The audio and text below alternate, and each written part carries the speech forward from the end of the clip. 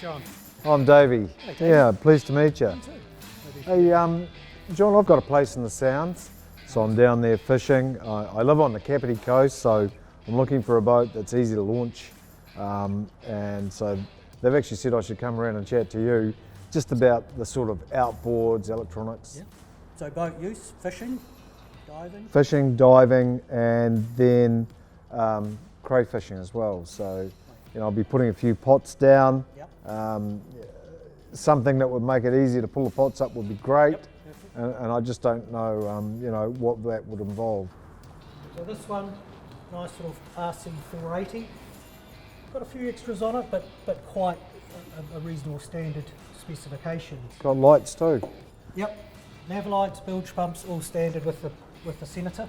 So you talked about the cray pots. We've got a little hauler winch here, and this arm will flip over the side.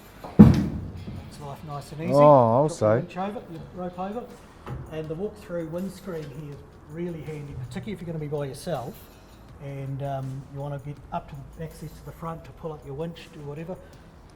Flip the window open, you can get right through here. Factory options are plenty, but we can customise anything you want to. I was thinking about having a rocket launcher that Yep. was really up there and able to put some sort of a canopy or bimini on it. I mean, down in the Sounds in the summer, the sun is a major influence on your fishing. You can only stay out so long if you don't have shade. Now, putting your fishing rod up into a rocket launcher is just like, sometimes the buggers are just too high, You can actually get it built so it's an easy reach. Okay. Exactly the height you want, not a problem.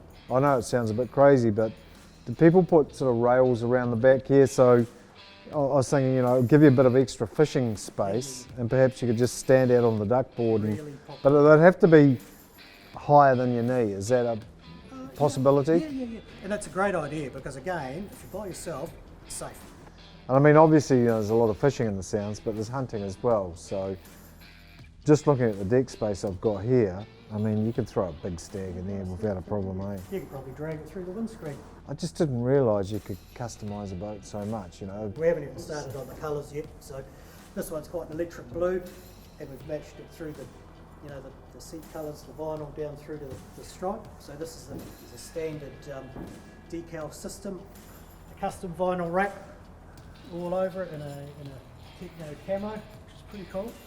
So you could sort of just print out a vinyl decal, or I'm quite into bears.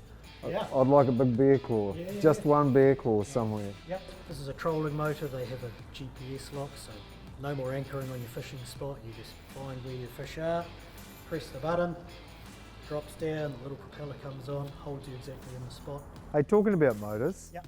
how do you guys determine what size motor is going to be best? So we work with Senator. There's a spec. All the boats have a horsepower range.